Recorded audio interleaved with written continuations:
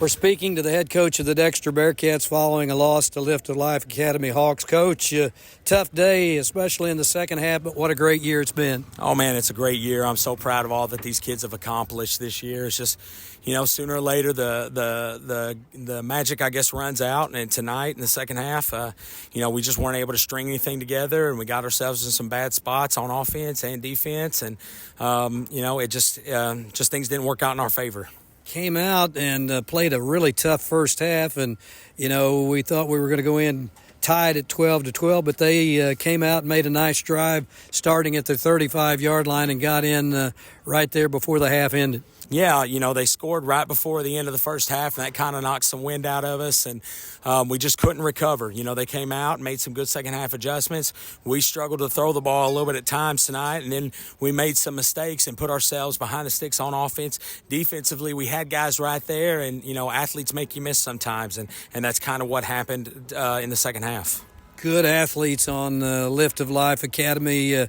They were deep, had good speed. And, Coach, what really impressed me was their defense, the speed on their defense. We saw some holes open up, and they closed real quickly. Absolutely. We saw things, we saw gaps, and like you said, before you knew it, you could blink and the gap closed. And that's kind of the story, especially the second half, is what was typically, a 7 to 10-yard run for us turned into, 2s, 3s, and 5s.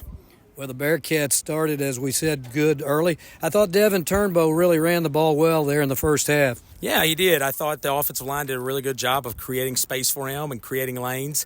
I thought he ran hard. He ran into a bunch of walls at that second level, and that was kind of the story of the night on offense. We had trouble getting down to the second level with their linebackers. They were able to create some space and kind of get us with the numbers game a little bit, and it ended up biting us in the rear end by the end of the night. Coach, I know you don't want to make excuses. I don't want to make any excuses, but I got to believe Jet Grams was not 100% this afternoon. No, Jet wasn't 100% this afternoon. He gave us all he had, but at the end of the day, he was probably rolling at a 70% maybe, and it was really starting to notice by the end of the first half and in the start of the second half, there was some wear and tear on Jet. But what a warrior performance coming out after that pulled hamstring last week and just trying to give us all he had. And he made us better for the last 2 seasons. He's made us a better offense. Houston Neely got some time in, but did he play the whole game? No, unfortunately, Houston still dealing with that ankle injury that he suffered in practice.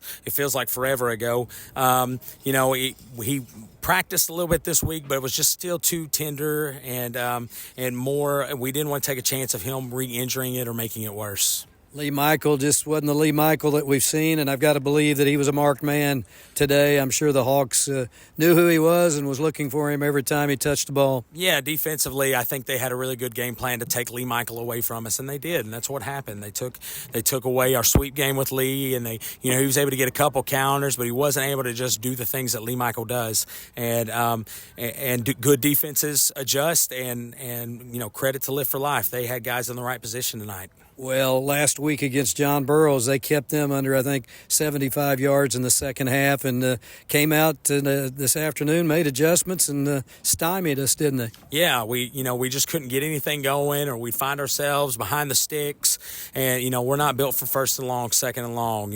Every offense is built to be more of a second and mid or a third and short situation, and we just weren't able to convert in those tough situations. And then when we got down, we found ourselves off schedule and having to throw the ball, and we know that throwing the ball is not always our cup of tea in our game, and Lift for Life, by putting the pressure on us, made the play calling tougher, and we just weren't able to do things. We couldn't get outside on those runs, could we? They had those stopped. No, athletes.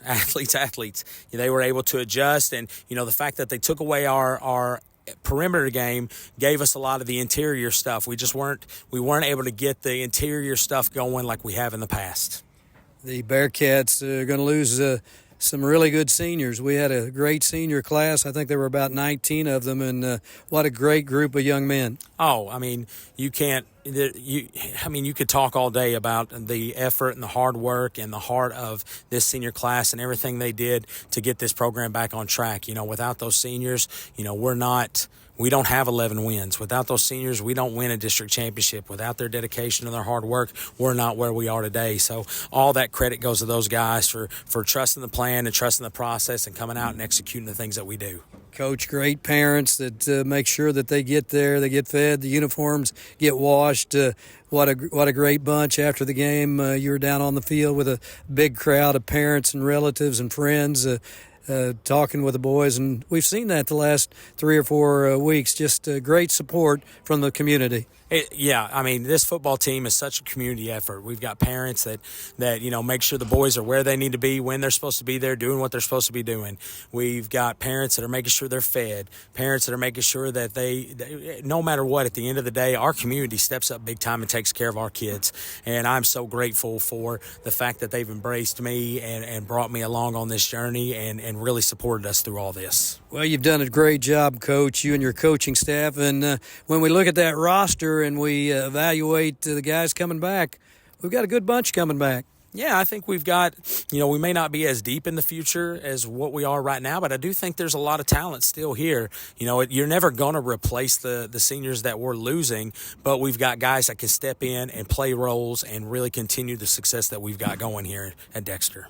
Coach, thank you. You've done a great job. Congratulations. An 11-1 season. What an accomplishment.